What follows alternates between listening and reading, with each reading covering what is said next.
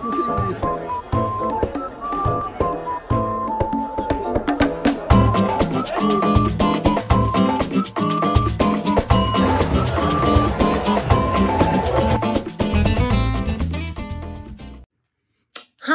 welcome to another episode of the Divorcee Diaries.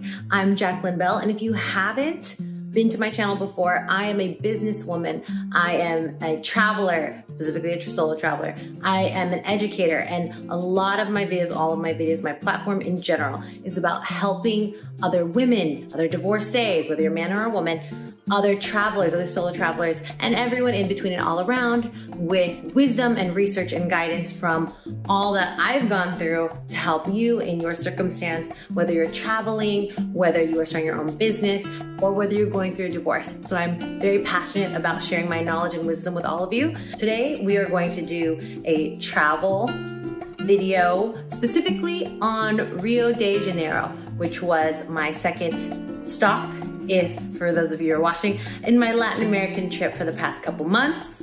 And we're gonna specifically focus on Rio this time. So you're gonna wanna fly into GIG or Galileo Airport. I'll put the actual name in the show notes below. Please forgive my pronunciation. And I flew into Rio with Copa Airlines and flew out of Rio using Azul Airlines, both of which I really liked. So highly recommend those two airlines if you're looking for a safe airline that you're not familiar with. Both of those two were great in my opinion. So that's how you get to the airport. That's how you fly in. Secondly, how to get around. Again, and I say this all the time, Ubers are prevalent. It's always there. You can do that. However, I will say, because I was coming in at like midnight in Rio and I didn't know about Rio, you know, I heard some things about Rio in my research. As a solo female traveler, I wanted to take care of myself, so I did hire a taxi service, and I will share the name of that taxi service so that you have it too, because I was very happy with their service. They were very professional. They used WhatsApp, so I didn't have to use my data, my own personal phone's data, so they can contact me. They were very professional, and it was fine, and it was fairly inexpensive when you compare it to how much a taxi or an Uber even would cost in the US. So taxis are great. Uber's also a great option if you're like me, coming in late at night, or you just want to be extra safe because maybe it's your first solo trip. Then yes, use a taxi. That's great too. Let's talk about currency. The Brazilian currency is real, so the R's are pronounced as H's in Portuguese. And when you do the conversion, I think in all Latin America, but also in Brazil, it's a good conversion from the US dollar to real.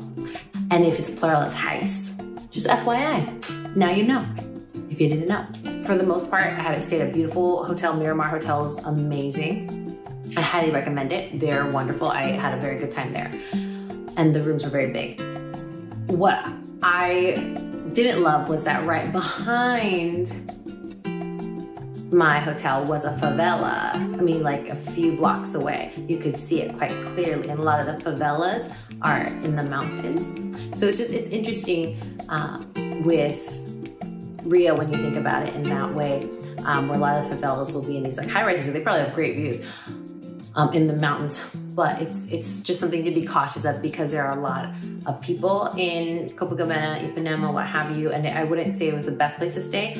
I would say I would have preferred to stay as a solo traveler. It would be different if I wasn't solo, but because I was solo, it's different. I would have preferred to stay in Leblon, or Leblon, I believe it's called, or Baja. Those are just better places out here where it's less people, safer neighborhoods. So FYI, I would have stayed there, but just so you all know, because, and this will get into my safety rating, I was followed in Copacabana, just like on the main strip. I was just walking around, experiencing the beach and the boardwalk, because there's lots of wonderful eateries, lots of people, lots of water, beach, just everything to enjoy at the beach. And I went there my first night after I got done with work, and I was followed to my hotel. Yeah, I was followed there. It's the only place that happened in all of Latin America that I noticed, at least, but it was a very specific follow because I did try to lose him, and I even looked at this person and was like, you know, I didn't say anything because then he'd know I wasn't from here. was it from there? But he was following me, and I ran into my hotel for safety, but it definitely shook me. Luckily, that's all that happened. But that's why I give my safety rating a 2. It's just not the best place for solo female travelers. That's, in my opinion, not somewhere I would recommend going. It's probably the most uncomfortable I felt in all of my solo travels, and I've been to quite a few places by myself solo. So, just FYI, for all my female solo travelers especially, be a little bit more precautious there. But let's talk about fun things like my favorite topic, food. So, when you get to Rio or get to Brazil in general, please make sure you have a pastelle. It's like an empanada, but different and just as good. Please also make sure you go to a churrascaria and Churrascaria. They are amazing. It's essentially a Brazilian barbecue restaurant. You go to these restaurants and usually they'll have like a table where you can get your rice, your beans, your feijoada. Feijoada also highly recommend. I think it's amazing. Do it. It's bean stew with, black bean stew with meats and other good stuff. And you usually have it with rice and with your meat, and it's amazing. I love it. So you go to the salad bar, what do they call the salad bar? And you're able to enjoy a few little appetizers while various people bring you different cuts of amazing meat. So if you're a meat lover, this is great for you. They're a lot of fun. And there's also even churrascarias that are like pizza joints where they come around and they'll do the same thing. I'll talk about that in my part 2 my part 2 video to Brazil, because I experienced that in southern Brazil, but just a little teaser for you for the next video. You'll also want to make sure you get a brigadeiro. If you're a dessert person, you love desserts like me, the brigadeiros are just phenomenal, and I couldn't stop eating them. Don't get too many because you will eat them, because all it is, I feel like, is like condensed milk and chocolate and goodies and all the sugar, and it's amazing, and I loved it. But you definitely gotta have it because it's really good. Oh, and also, if you love acai bowls, oh, they're so great. They're plentiful. You see them all the time. I had it for breakfast. It was great. And dessert after lunch, I would have it as a snack. They're really good. I love them. So I would highly recommend getting those. And as far as the restaurants go that I love, that I highly recommend to you, so for the Churrascarias, I would recommend going to Churrascaria Palace, which is in Copacabana. Really beautiful. It's kind of like inconspicuous because you go in, you're like, huh, what's so special about this place? Then you go in and it's just beautiful. They're great service. They have a very simple, clean, elegant atmosphere, and they're just yummy. It was very yummy. I think that was the best churrascaria between the 2 that I went to. Because the second one I went to was Asador Rios. And if you watch Somebody Feeds Phil, that's where they went. The view is beautiful. I didn't really get to enjoy it because it was raining that day and it was at nighttime. But still, I could see the view at night. It didn't come out great in my pictures, but so such good food. I was also with amazing company because I was with my friends that I made in Rio, and it was just a wonderful night. I highly recommend that place as well. Do a churrascaria if you can while you are in Rio. Also, for places to eat, Cafe Colombo is like, if you're someone like me who loves high tea, who loves afternoon tea, oh my gosh, go to Confeitaria Colombo and Confeitaria Colombo, I think. And sorry again if I offended anyone Brazilian, my apologies.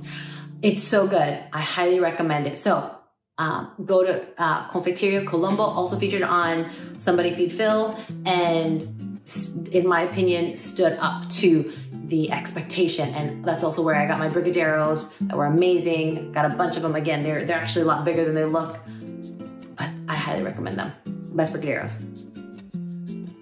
Oh, and also Boteco Belmonte, which is, it's an eatery restaurant that just has a really cool vibe. There's 2 floors. You might not notice it right away, but there are 2 floors. So make sure you go to the second floor just to check it out. Because my friend and I were just sitting on the first floor eating, and it was like super packed. There's usually a line, but if you go on the weekdays, it's not too bad. You don't have to wait too long, but it's just really cool to see, and it's right in Ipanema, so you can see the water afterwards. You can go out in the daytime, you can also go out in the nighttime, and it's just amazing. So that's just a quick little overview of like the food places that I went to. Hopefully you enjoy the images that I shared, but it was really fun in Brazil, and the food did not disappoint. So now I want to talk about the activities that I recommend to you, things that you could do, which I love. Of course, everyone's going to talk about going to Christ the Redeemer statue, that big statue of Christ, which is great, which is wonderful. I think it was really great to see. It was definitely this huge statue of Christ that was really great to see, but it is very busy if you go, and I did go during a weekend, you know, because y'all know I'm also working during the weekday, and that's a whole nother thing. But I went during the weekend with a tour. So highly recommend Christ the Redeemer statue, because it's not only for its well-known status and symbolism of Rio, because really when you see Rio, I feel like a lot of people see Christ the Redeemer as the emblem of Rio in many ways, but it really is a beautiful structure. It has beautiful views even on your way up. So I highly recommend going, but just also note that if you go on a weekend, you might find people getting baptized there. There was like 5 kids getting baptized, and a lot of people. So just be prepared for that. Also, you'll want to go to Sugarloaf. Sugarloaf's great. So Sugarloaf are this mountain, this kind of mountainous structure in the middle of the water, and you have to take like I don't even know what you call them, like carts, a linked cart up to there, and you have to go through another island to get there. But at each kind of mountain island, or the mountain island, and also when you get to Sugarloaf, which is the other mountain island, you get to experience it. There's shopping, there's food, there's sights, of course. So it's really great. I'm actually super glad that I went there, because it had beautiful sights, probably the best sights of the city that you're gonna see, because I didn't stay long enough to really, in my opinion, experience Rio the way I wanted to. But to get those sights was well worth it as well, and it's not as populated as Christ the Redeemer. So definitely do Sugarloaf. And they call it Sugarloaf, or the mountain Sugarloaf, because the mountain peninsula, the mountainous rock that it is, looks like a bag of sugar. So they call it Sugarloaf, something like that. Yeah, it was interesting. So I highly recommend doing that while you are in Rio. So I also recommend going to the Celeron steps. They're the steps that were made famous by the Snoop Dogg and Pharrell video Beautiful, if you all remember that. And they were made by this artist Jorge Celeron, and he was just someone that would make these steps that were in his neighborhood that he saw beautiful. He just wanted to make it beautiful, and he started little by little making these steps with these beautiful tiles, and then over the years he was able to acquire tiles that were sent from all over the world. So it's this beautiful, colorful, magical tile space that I highly recommend. It was really great to walk up and to see a nice view of that area. You'll see a lot of people there, I felt pretty safe that you can like take your phone out and take pictures there, at least. I don't recommend many other places, but I felt like it was pretty safe, very touristy there. You can buy drinks and go to restaurants in the area, or buy souvenirs in the area. They're plentiful there. So just FYI, I highly recommend it, just as a beautiful sight to see. And I also want to make sure that I share this church that I think, and I'll be honest, I love places of worship, whether it's a church or a temple or a synagogue or what have you, or a mosque. I love going to places of worship. And in this particular case, because Latin America is very Catholic, very, very Christian in general, I wanted to make sure that I was able to go to the most famous cathedral in Rio, and it's the Metropolitan Cathedral of Saint Sebastian. And it's a very different building. You actually look at it from outside and you're like, oh, what kind of building this is? That's what I was thinking. I was like, where am I? And I walk in and I'm in the cathedral, and it's such a beautiful work of art. It's open, it's dome-like. You feel like you can hear yourself think in this weird dome when I went, was quite empty. And it was just beautiful. I've never seen a cathedral built like that, where it was a circular dome that went quite high. It had all this beautiful artistry and stained glass windows. And it was just a beautiful marker to see if you're someone that loves going like edifices and likes to go to places of worship just to see and feel a bit of peace. I highly recommend going there as well. Of course, you're gonna have your beaches, your Copacabanas, your Ipanemas, but I will say at least in Copacabana, I didn't spend too much time in Ipanema. The beaches were quite, they're plentiful, there's a lot of people there, but you do wanna be careful. You wanna make sure you watch your stuff, even your flip-flops. Yep, even your flip-flops. And you want to, you just know that it's not super clean. Either there's like a lot of litter, unfortunately, but Rio is, yeah, it still has its beauty. It's just something that I wanted to share with all of you as we talk about activities and things to do. Another thing that I wanted to share though that I thought was really, really fun was being able to go on an Airbnb experience and take a cooking class. I took this cooking class the exact cooking class I'll leave in the link below, but it was really, really cool to attend. And I made good friends. I met the host was amazing. Got to stay in her home, which had a beautiful view in the mountains of Rio that you would not get in such a private manner. So I highly recommend doing some Airbnb activities like that. Okay, now I want to talk about what my challenges and what I loved as well about Rio. So my challenges with Rio is the safety, because Rio has such, that's the biggest challenge I have, honestly, has such, they have such they're kind of known for that. I mean, I felt like it was kind of, it fit that perception when I was there that it's not super safe. So I would just say I didn't feel safe all the time going out, and although people were very nice, I just couldn't feel safe going out all the time. It did help to have a mask, or I feel like because I'm browner, I feel like more people thought I was a little local, especially with a mask on, so they didn't really bother me.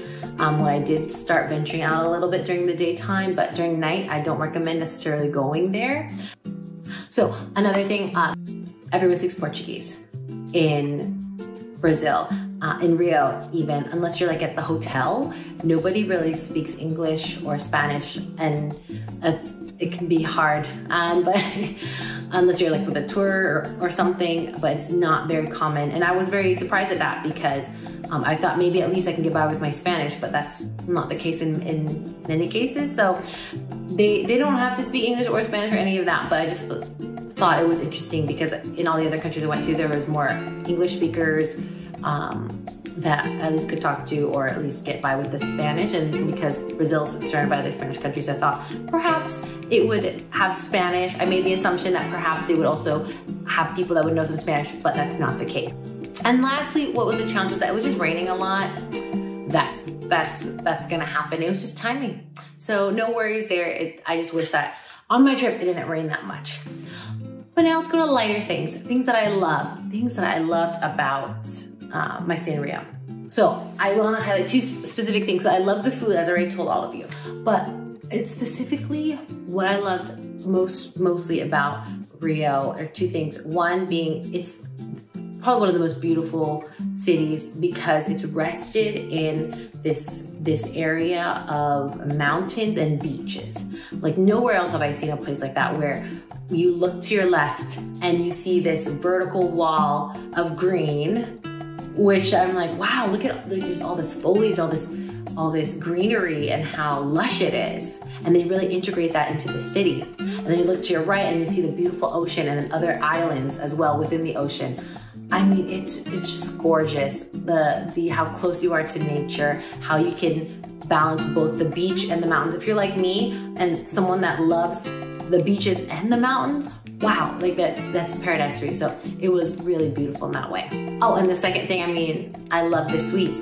I speak dessert, and if you speak my language of sweets and dessert, then we can be friends. And they did it, and they did it very well. So get some brigadeiros, get anything else that is sweet there because it's gonna be delicious. I just loved it. I love the food and all the sweets that they had. So those are some of my favorite things about Rio. So I hope you enjoyed this overview of Rio. I hope this helped guide you in your trip if you plan on going, or inspired you to go to Rio if you were on the fence about it. So with that, thank you so much for joining me on another episode of Divorcee Diaries. Please like my video, please subscribe to my channel, please follow me on Instagram and Facebook. And if you made it this far in the video, please put Rio 2022 in the comments below, and that way I can know that, like, hey, you actually watched the whole thing, hopefully you liked it and that you found it helpful. So thank you again for watching and have a great rest of today.